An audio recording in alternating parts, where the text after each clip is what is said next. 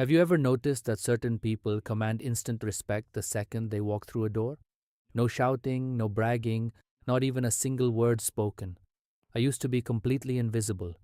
At school, at work, even at family dinners, people looked past me like I was made of glass. It felt awful. Then something shifted. I adjusted 5 small behaviors, nothing heroic. And suddenly, colleagues started turning their heads when I spoke. Friends asked for my opinion. Strangers held doors longer. Here's the strange part: I barely talked more than before.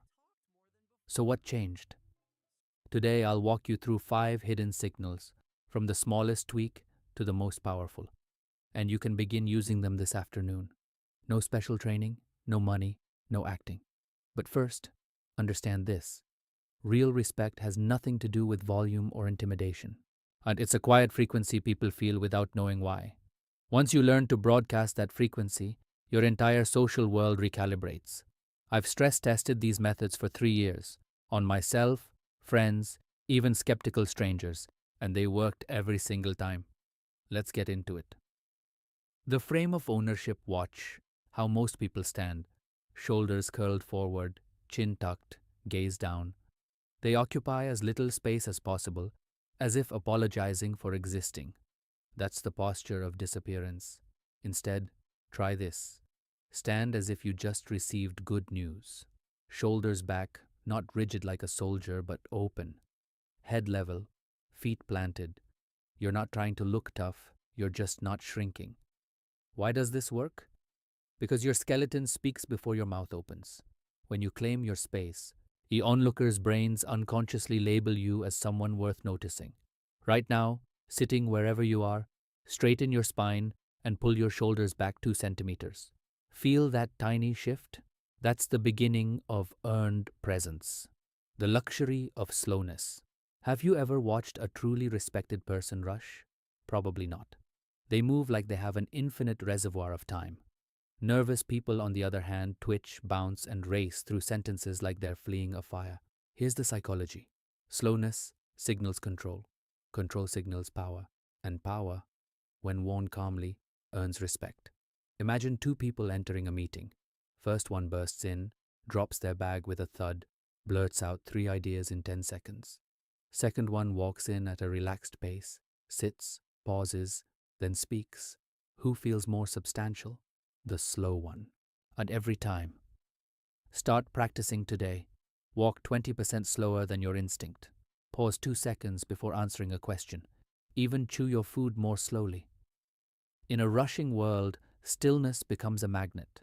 And here's the magic: when you slow down, others start leaning in, waiting for you, because you've become the quiet center of the storm. The 3-second gaze? This one can feel terrifying at first, until you experience its effect.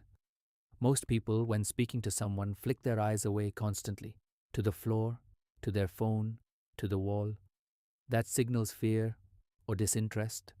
Eye contact, held calmly, says, "I see you, I'm not afraid, I have nothing to hide." But there's a fine line between confident and creepy. The trick: hold their gaze for roughly 3 seconds, then glance away naturally for 1 second, then return. Soft. Are you not staring? I tested this on my manager years ago.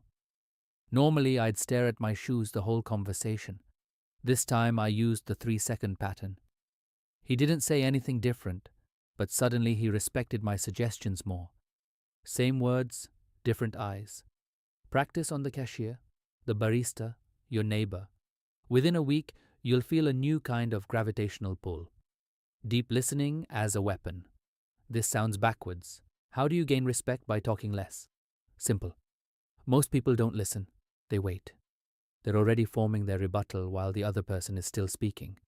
Respected people do the opposite. They listen like a detective studying a crime scene. They nod. They make small acknowledging sounds.